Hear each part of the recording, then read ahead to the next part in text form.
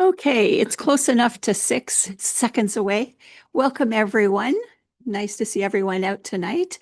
And I'd like to begin our meeting with acknowledging that the land on which we gather is the traditional and unceded territory of the Algonquin Nation. And now I would ask us to stand for the national anthem.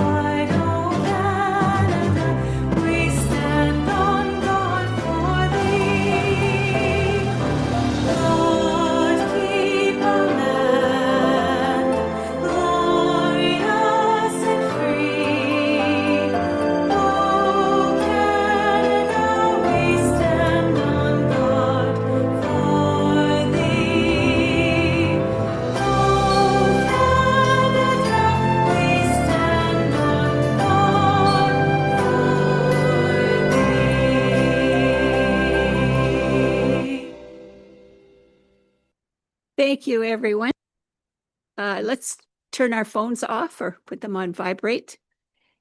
So our first item of business is moved by Lynn Clagus and seconded by Philip Smith that the agenda for the regular meeting of council to be held on January 27th, 2026 be approved as amended by moving item 14A to item 12.1 and including a staff report to council regarding the matter. Any discussions? All those in favor? Carried.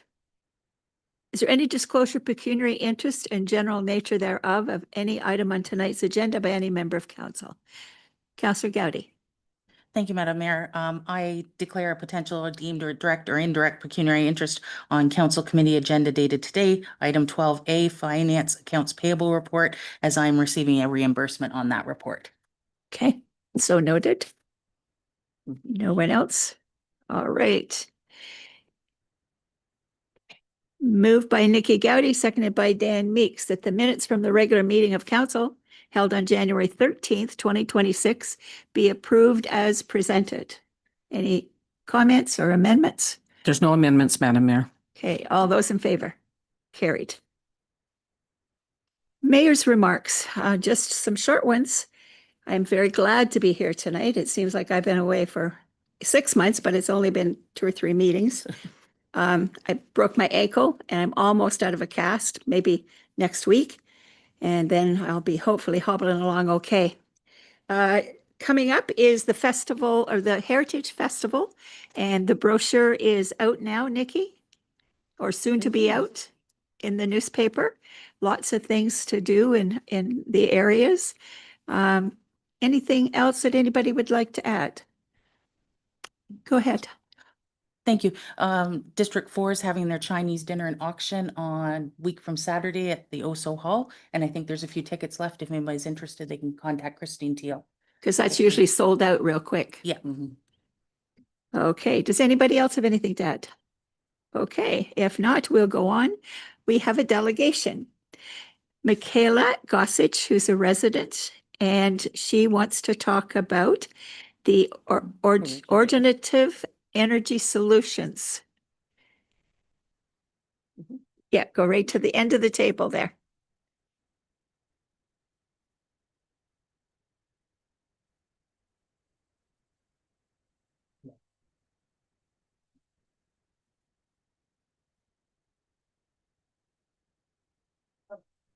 Yeah.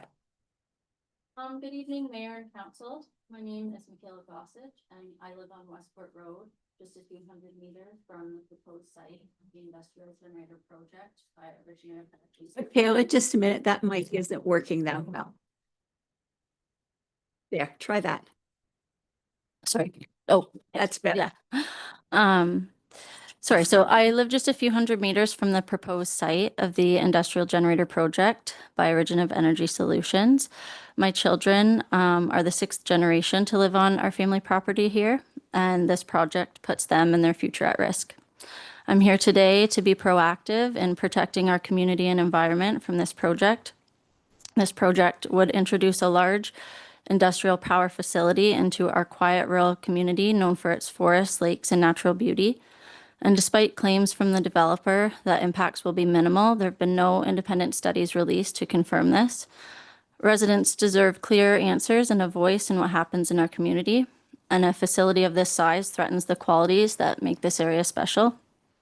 Some potential negative impacts include air pollution, so emissions like nitrogen oxide, fine particulates, carbon monoxide, odorous gases, environmental impacts like pollution to watershed impacting our water quality and wildlife disturbances, noise and vibration from 6 large gas turbines and the supporting equipment, odor and fumes from biofuel storage, combustion, and exhaust, fire and explosion risks from high-pressure fuel systems, heavy truck traffic bringing fuel and materials onto our rural roads, constant light, noise, and visual impacts that change the character of our community, and possible loss of property value for those living in the vicinity.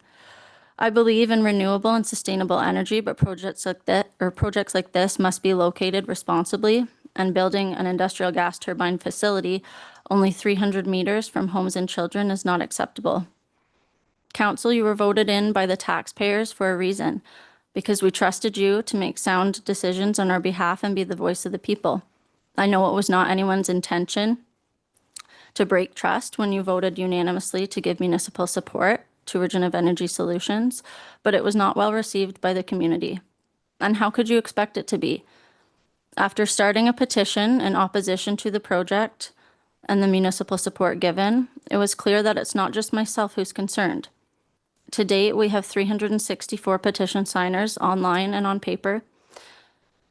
5 weeks ago, I provided councillors with a feedback form to the IESO, so the Independent Electricity Systems Operator, from another township in Ontario that was approached by a developer and asked to give municipal support.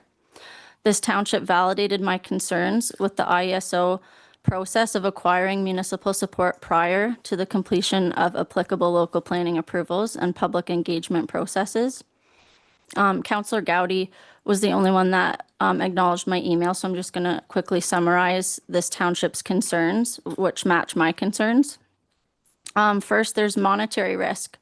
So municipalities may face financial liabilities or potential legal challenges if a project advances with municipal support, but then later fails to obtain necessary planning approvals. This can place undue burden on limited municipal resources. Second, and equally important, the risk to public perception and trust. When a municipal council passes a resolution before a public process has taken place, it may create the impression that the outcome of the future planning applications has been predetermined. This undermines the transparency, fairness, and integrity of the municipal planning process and can erode public confidence in both municipal decision-making and renewable energy development. So that was what this township said. And then this township then went on to request that the IESO amend their process. So why were these factors not considered by our township? We definitely have limited resources and funds as a lower tier township, and therefore would not be financially prepared to face a legal battle against a company with millions of dollars at their disposal. And does the township not value trust with the community and integrity? Council, you had no obligation to give municipal support. In the IESO municipal guide that I found on their website, on page 6, it says that municipalities are encouraged to set expectations and minimum community engagement standards prior to granting municipal support. So why was this project passed through so quickly and without due consideration and concern when it didn't have to be?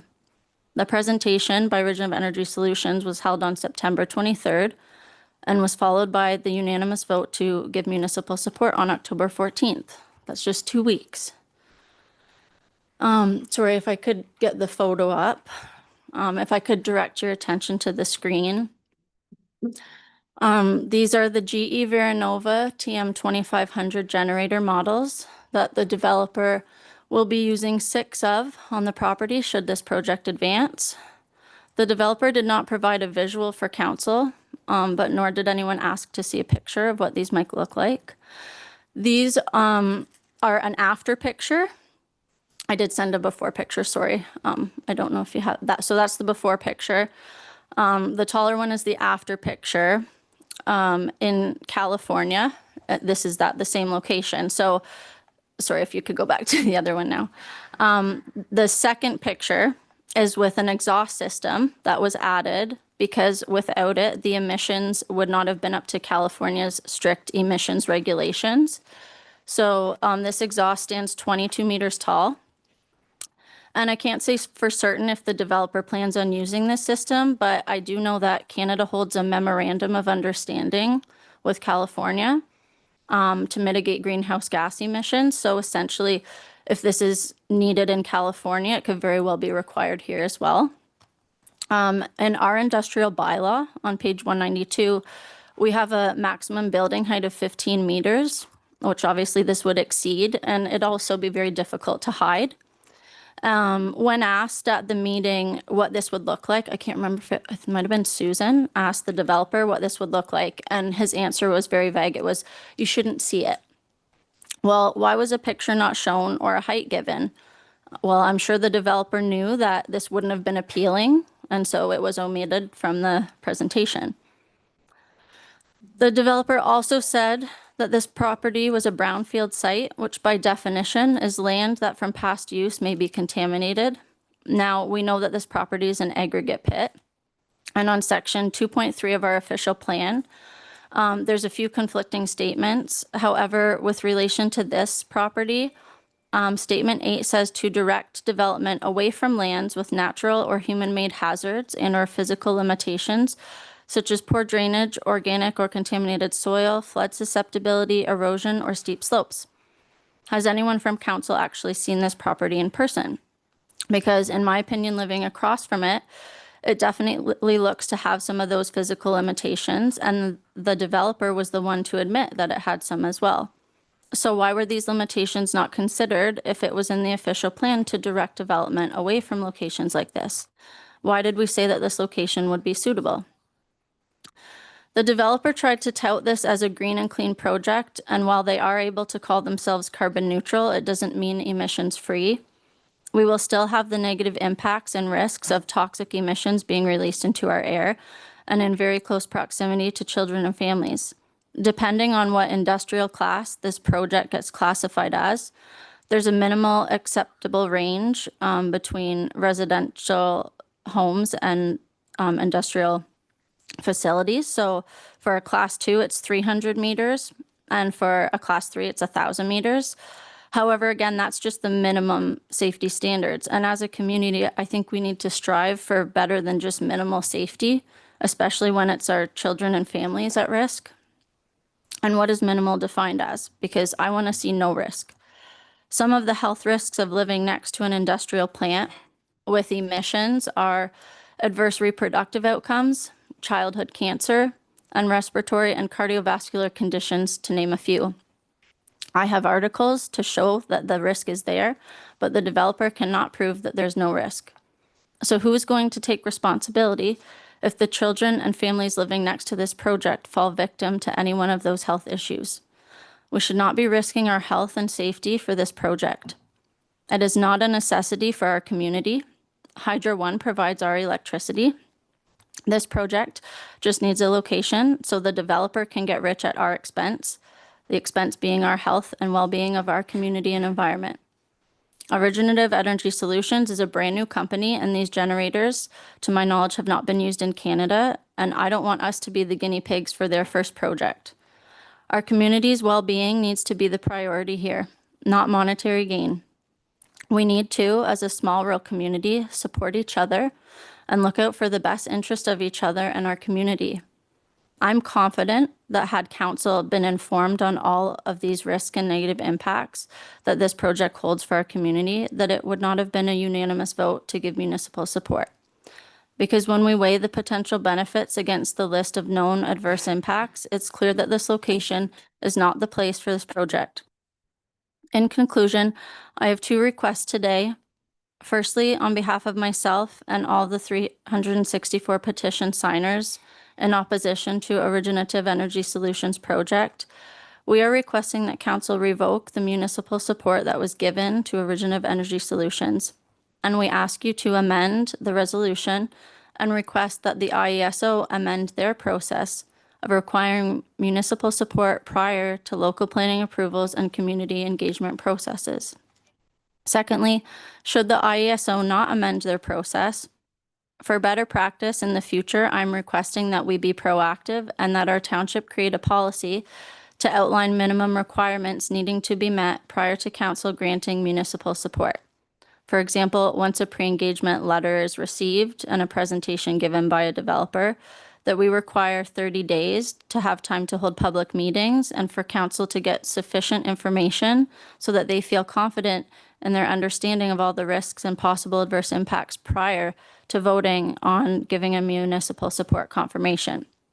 This way, we prevent the past from repeating and we grow and change to be more prepared in handling these delicate matters in the future.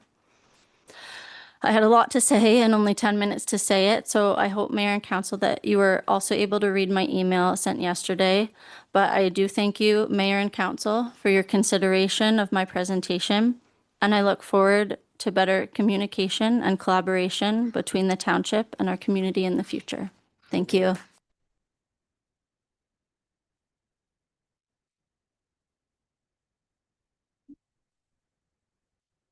Thank you very much. Thank you. Very, very good information, lots of things. The one thing I would like to say, though, is remember, this was just support for an application. If in fact they are approved, all of the things that you mentioned will be back at this table and we'll be meeting in the hall because we'll have to have a bigger space for people to come and bring those things to their attention. And there wasn't a lot of discussion and a lot of stuff on the table, but if they are approved, they have many, many hoops that they will have to go through. So this is just the beginning. Council, anybody? Nikki? Thank you, Madam Mayor, and thank you, Michaela, and thank you to everybody that came tonight. So I think we have heard you. We were in Toronto last week at a conference and the IESO was there. And we went and spoke to them to find out some more particulars. They are aware of your concerns. So you have done very good Okay, work. good. So be proud that you have their ear. No decision on any applications are going to be made till Q2, so April, May, or June. I didn't know if they had informed you of that. No, they did not. Yeah, No. and you can find they have told us that you can find all the stuff on their website. So there's some type of link you can click on. I haven't had the time to look, I'm sorry. And you can watch when they make decisions on anything on there. Okay. So, Sorry, just one comment, just from Sure. what you said, Madam Mayor. I'm aware that like all that still needs to happen, but like I said in my presentation, like what about the financial burden that it could be placed on our township? Like there could there not be legal? If Right. there's legal, it will be charged back to the developer. No, I mean, what if they, like I said in my presentation, if they were to come back to us after granting municipal support, say we later on say no, and they say, but you gave municipal support. I think we have that prerogative.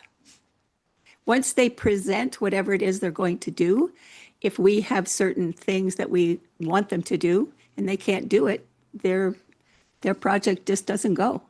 So we will have setbacks that are appropriate. We will have things that take into account what you've said. And if they can't meet those, then their project can't go. So we have a guarantee of that.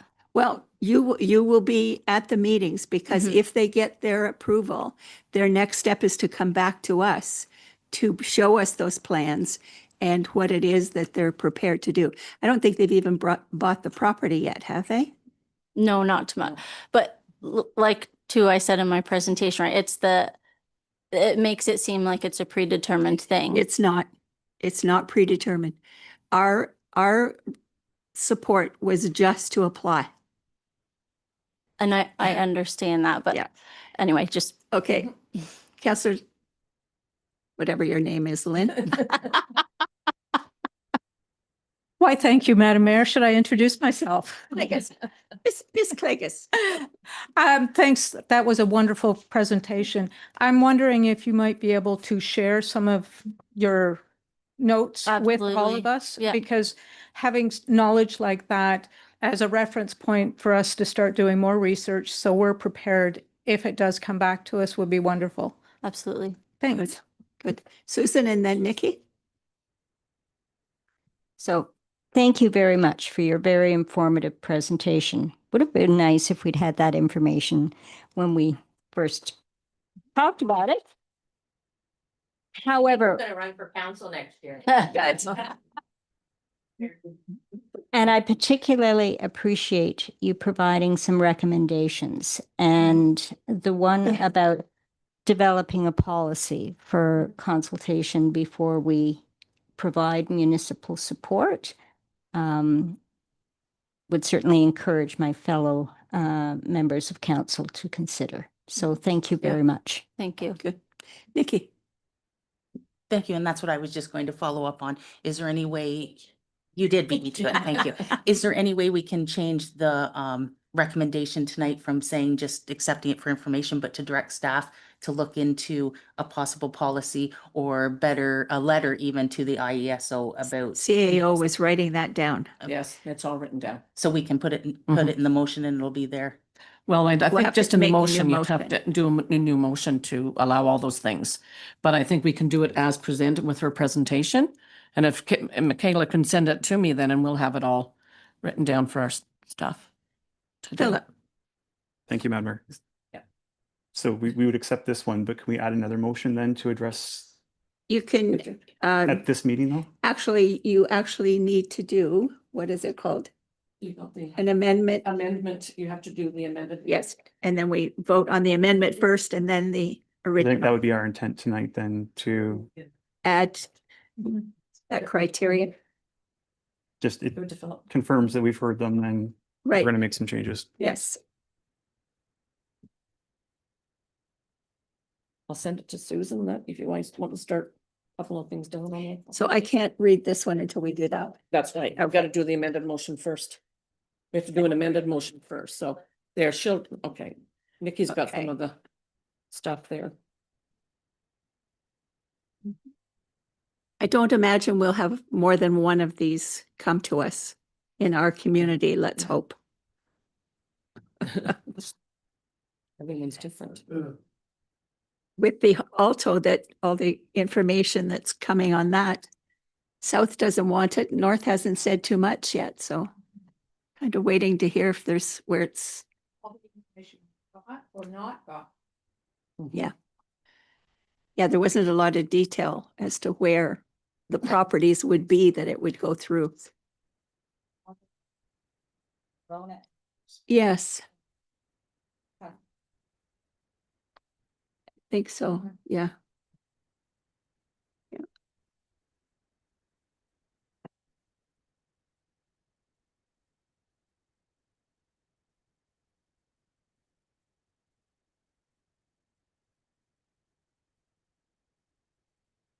Speed writer, Nikki. That's just, it's a lot harder when you have to do them on the fly.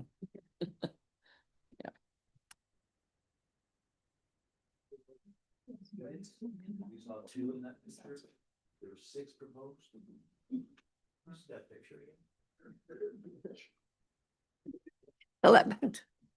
Thank you, Madam Mayor. Just, we did during their presentation, see them on the trailer.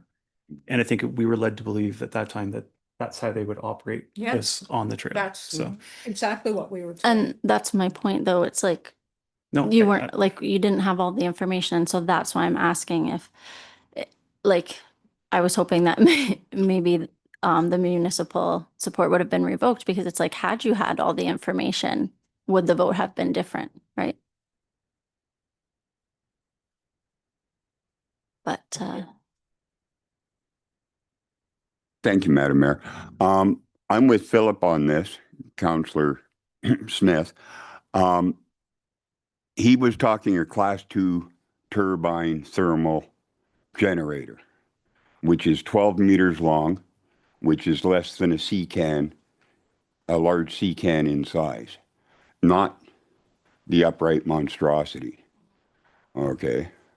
Sorry, yeah, in the paper, he did give dimensions, but he only gave a width, and a length dimension, to Jeff Green. When Jeff Green did the first write-up, I think it was in October, or no, it would have been in September, I guess. And I think it was 60 by 15, but he omitted the height. And then when I got looking into this, then I saw this. And, so then it just seemed suspicious as to why, like, that wasn't provided, right? Because 6 of those, I'm not sure how you're going to hide those.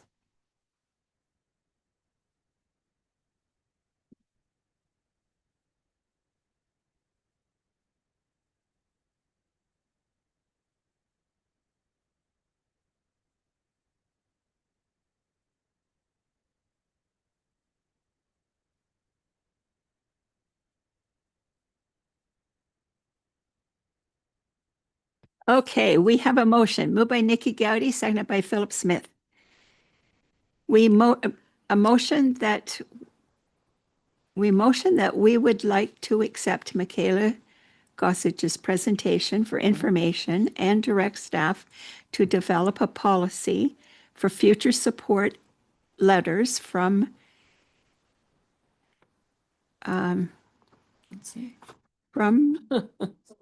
the municipalities for applications and to send a letter to the IESO for the removal of the municipal support letter for applications from municipalities. We want a letter to go to the IESO saying that we'd like to see them remove. We'd like to see them remove the application, the support letter from municipalities for an application. I thought it wasn't IESO. I thought it was the government that was doing the, No, it's on their website. Is it? It's on their Okay. thing that it's the very first thing when you want to apply, when you read their application process, the very first thing is a letter of support Okay, from the municipality. okay. Yes, It's please. their process. Okay. All right. All those in favor of the motion? Carried. So we don't really need this motion. No, because that's covered what was here. Yeah. Thank you very much. Thank you, Mayor and Council. Okay, take care.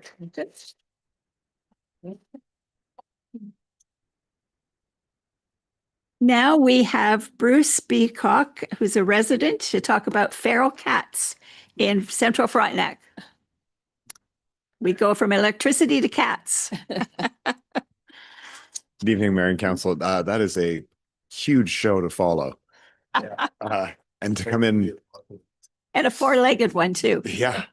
So mine is, I'd like council to put forward a motion to do something about feral cats. And I know ideally what I would like is the same restrictions we have for dogs, for pet owners, is licensing and animal control. Now, I know that with the budget being smaller and us being a smaller community, that's a gigantic ask.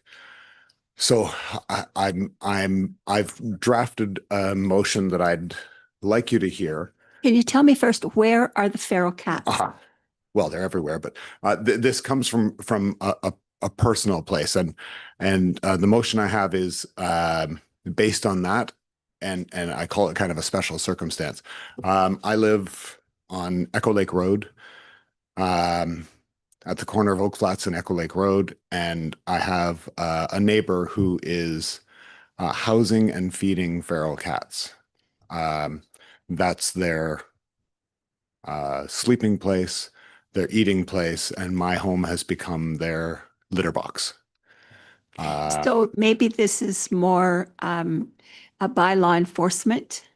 I have been in touch with law enforcement and I've read the bylaws. There are no bylaws for cats at all. Right. So what I'm proposing is that we have at least one for special circumstances such as this, where not one or two, but closer to 20 or 30 feral cats are being housed and fed, but not controlled. I'd like some recourse or some method of controlling that. Last year in the summer, my gardens, which have been tended to by my partner very lovingly, don't smell like flowers. That's the litter box.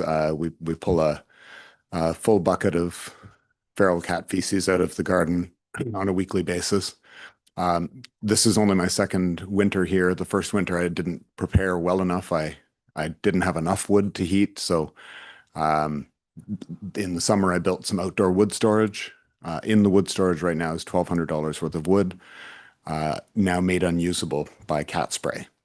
So there's the financial loss personally. So I'm here talking after a magnificent speaker who came exquisitely prepared. That's okay. Now we better understand the problem with feral cats. Yeah. So if I may, I have a motion that I've drafted that. Well, you can tell us a motion. Yeah. Basically, we have to do the motions, Well, but sorry, the what your framework desire motion is. I'd like to see. Okay. I have to pull these out. Happens to the best of us. Yeah. I've defined cat owner, deemed ownership. So where an individual or household provides ongoing or regular food and or shelter to one or more cats, such cat or cats shall be deemed to be owned by that individual or household for the purpose of the bylaw. The responsibilities of owners as owners of cats as defined above, an owner of cats shall be responsible for compliance with all applicable provisions in this bylaw, including ensuring that the animals do not cause damage or nuisance to adjacent or neighboring properties. Owners shall be liable for damage caused by cats to neighboring property, including but not limited to damage to fences, gardens, vehicles, or other structures resulting from their care, feeding, sheltering, or harboring of the cats.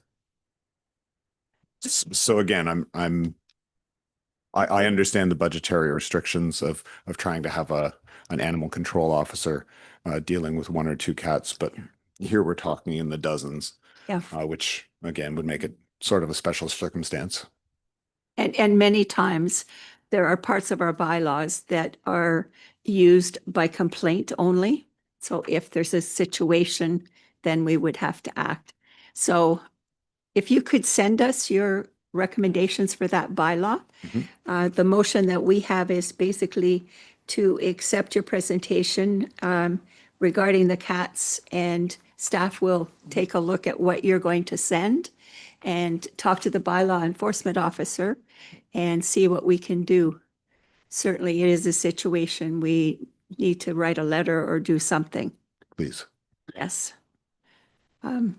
Okay, so what I have is a motion by Bill Everett and Philip Smith that council receive the presentation from Bruce Beacock regarding feral cats in Central Frontenac. All those in favor? Carried. But we will work on it with you over the winter to see what we can come up with. Great. Thank you very much. I appreciate that. Thanks for coming. Yeah, so if you just send it to myself, that would be great. Okay. Okay, thank you. Thank you. Okay.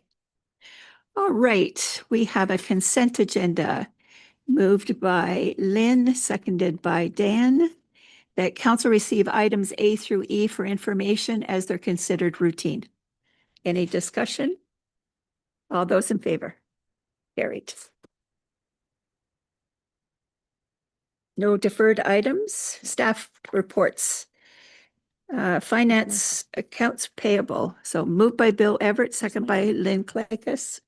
Michael. Oh, that council received the accounts payable report, check distribution in the amount of $2,416,508.09 as prepared by the treasurer for information. Discussion. I slowed down so that you could get here in time. Apologize, Madam Mayor. There is a minute delay from my office to here, and I was going to walk around and then got trapped. Any questions or comments for Michael on accounts payable? All those in favor? Carried. All right. Moved by Nikki, seconded by Bill. that council approve the following apportionment of assessment as recommended by impact for 2025 and 2026 as applicable for the following roll numbers, and there are a bunch of them there. Any questions or comments on those? All those in favor? Carried. Moved by Philip Smith, seconded by Nikki Gowdy, that the Council of the Township of Central Frontenac accept and approve the 2026 excluded expenses report as required by Regulation 284/09. Michael. If I may, Madam Mayor, thank you. Councillor Irwin asked a question yesterday by email, which made me think during yesterday and last night. So just to give a little bit more detail, but hopefully not too much into the weeds. Obviously, this is a reconciliation between the cash budgeting that we do and the accrual-based accounting. We're not required to do the landfill, the amortization, or the post-employment expenses, but they are future costs, which we're trying to get towards with the asset management plan, putting money aside. So we are putting more than the amortization right now in terms of assets. But in terms of landfill, the estimate right now is 3.7, and we have 717 in reserves. The post-employment is 433,000, and we have 105 in reserves. So nowhere near where we need to be, but those costs we're trying to eat away at them every year as possible. Okay. Any questions on that or comments? All those in favor? Carried. And moved by Susan Irwin, seconded by Philip Smith, that council adopt the 2026 tax rate bylaw as presented by the treasurer with the recommendation to raise the municipal levy of $11,285,509. If you say it once quickly, it's not so bad. All those in favor? Carried. And the tax bills are out and the money's already coming in. We are pretty quick with that, Madam Mayor, getting that out to give Yeah, everybody you were. lots of time to spread out the costs. Yes, that it does help. All right, vendors list. Moved by Dan, seconded by Susan. Whereas the Township Procurement Policy Bylaw requires an annual council review and approval of the vendor list during budget deliberations. And whereas the treasurer's recommending that council approve the vendor of record list as presented. Any discussion or question on the vendors list? Seeing none. All those in favor? Carried. Thank you, Council. Thank you very much. That was an easy one, Michael. It'll be harder next month. That's right. He's gonna do lots of erasing with that great big pencil. Yes. See that he's got? Oh, I didn't. Perfect. Hello, Chris. All right, we don't have Duncan McGregor here, so yes, we're that's gonna right. put Philip. Lynn hasn't signed too many here. Okay, so moved by Lynn Clegg, seconded by Dan Meeks, that council receive the Central Frontenac Fire Rescue Activity Report prepared by the Manager of Emergency Service / Fire Chief dated January 27th, 2026. Any discussion? All those in favor? Carried. There you go. You could have stayed home and come in by Zoom. No, he's gonna be in for later. Oh, is he? Oh, Yes. okay. All right. Moved by Lynn Clagus, second. That Duncan McGregor is in here a lot and he's not here. We didn't know he wasn't coming. Susan. So.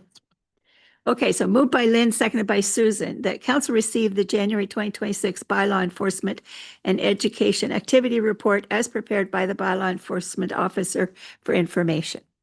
Any questions or comments on that? I don't have a question about the report. I have a question about where we're at with the dog bylaw. Yes, the canine bylaws is gone to the lawyer for review. Okay. Okay, then we'll be bringing it back. Okay, thank you. Okay, all those in favor of the report? Carried.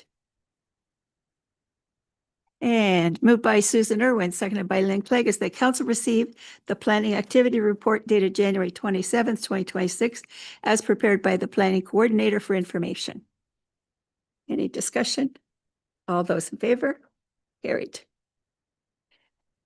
Administrative surplus declaration and disposition process. Identified municipal parcels. Moved by Bill Everett, seconded by Nikki Gowdy. The council declare the following municipally owned parcels as surplus to the needs of the township. And there's 5 of them. 4 of them.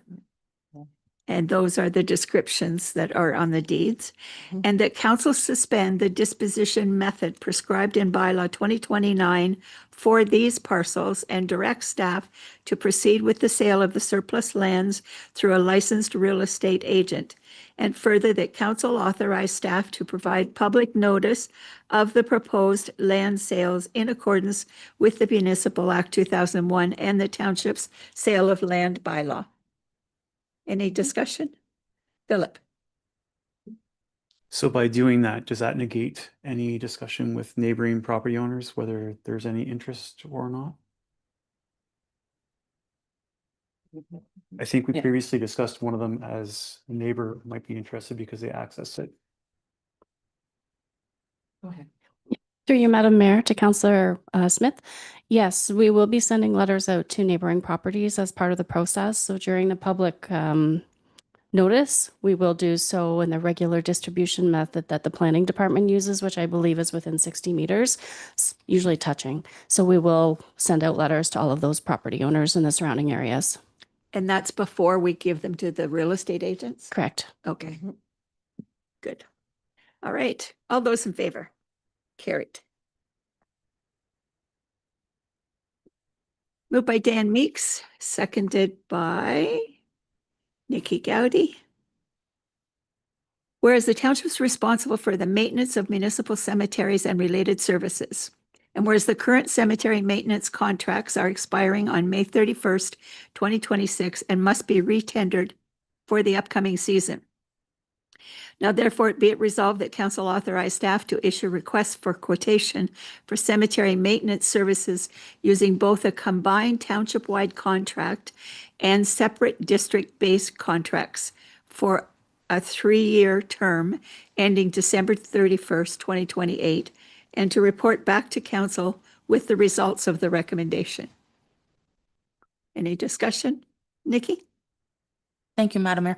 In the past, we've heard from staff that they don't like to do a 3-year contract or a 4-year, multi-year contract due in case there's any issues.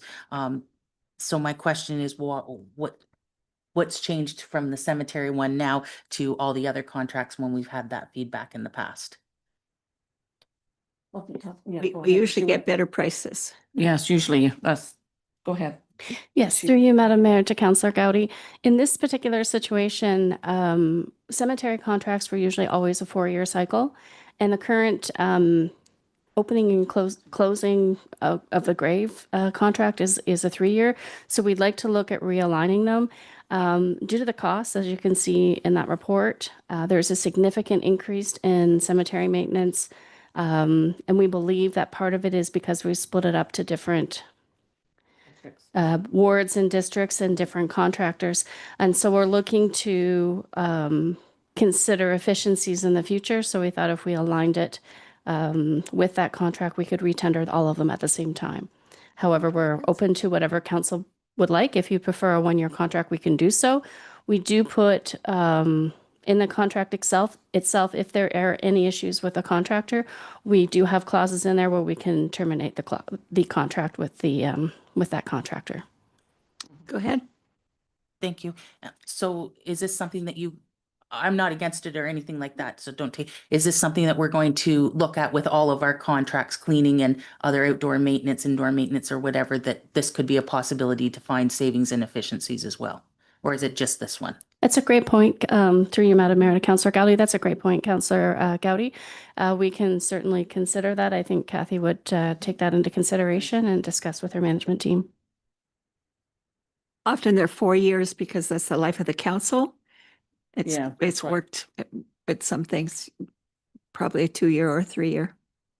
Okay, we'll figure that out for the next group. All those in favor of this motion? Carried.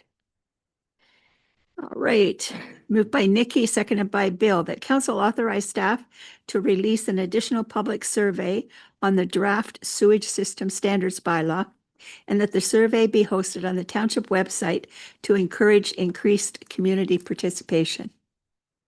I think this is a good idea. All those in favor? Carried. All right. This is moved by Susan, seconded by Philip. Whereas 2B Developments through President Lindsay Blair has continued to act on behalf of the township in advancing the Charlotte Lake project, including completing the housing feasibility analysis, presenting findings to the Housing Advisory Committee, and preparing for potential funding applications. And whereas the federal government has introduced the Build Canada Homes program as the new funding stream for housing development projects. And whereas 2B Developments is seeking council's authorization to submit a Build Canada Homes funding application on behalf of the township for the Charlotte Lake project. Now therefore be it resolved that council authorize 2B Developments to proceed with submitting a capital funding application to Build Canada Homes on behalf of the township for the Charlotte Lake property by the end of January 2026. Discussion. Nikki and then Philip. Thank you, Madam Mayor, and thank you, Kathy, and for sending the information that you sent out today. I just thought of one further question, so I apologize for it. This grant that they're applying for, is there any financial commitment from the township for it? It's a straight kind of 100% grant, Yeah, not a there, 50-50. yeah, because right now it basically says it's not putting us, it's not making a commitment. We don't have to. If we get the money, you don't have to follow through. There's different things that you can and cannot do. So But- we are not committed to, And we don't have to kick our money in. no, not that I'm aware of at this point, no. Yeah. Philip. Thank you, Madam Mayor. That was one of my questions. The other one was around the presentation we got from Lindsay and the feasibility, talked about a number of units, but I don't know that we've committed to say that's what we're building. So I don't know. It seems a little bit like we've got the cart before the horse. Well, that's interesting you say, because this application has to be in by the end of January, but we are having a special meeting. I believe we picked February the 11th, February 11th at 1 o'clock where for all of council. we as council are all going to hear the presentation. We're going to look at what all the options are and how the funding all works. And then we're going to let them know what we think would be the best for the property. Because, and it's that like the thing at the county where you change a number and everything else changes. She has that kind of a setup. So if you're looking at 20 units, this happens. And if you're looking at 10, this happens. So we're going to spend probably I'd say 3 or 4 hours on the 11th of February to come up with, it's not ever going to be a solid plan till the end of the planning, but to give notice to what we think would be the best for that site. And then we'll be opening up to the public after we put our ideas together. Okay. Oh, sorry, just Philip has more. But we have to have this application in before that. Yes, yes. So how do we know how much money to ask for? No, this is not for a build. This is for working the plans to a build. Yeah, there's no money attached to this at So this all point. soft costs. Yes, Okay. Yeah. yes. Lynn. Thanks, Madam Mayor. So my question links into that. So we're not committed to a number of units or anything like that No. in this application. We just need to get something In. Yep. and we can change the dynamics inside of that Yes. afterwards. Yes, for Okay. sure. Then we And- should proceed. And our meeting on the 11th will hopefully bring us to some kind of direction that we'd like it to go. And then we'll see if that's in fact something that could be a reality. Okay, Dan. Do we know the percentage of the money available that we could get, or Don't know. don't know that yet? With this building homes stuff, there's money coming out really fast. And if you don't sort of get in the queue, you don't even have a chance at it. And that's what this application is. You got to get in early to even be considered. But there's going to be money for building houses. Verona, I think, has applied for a number. They've gotten a couple of big grants. So there's money out there.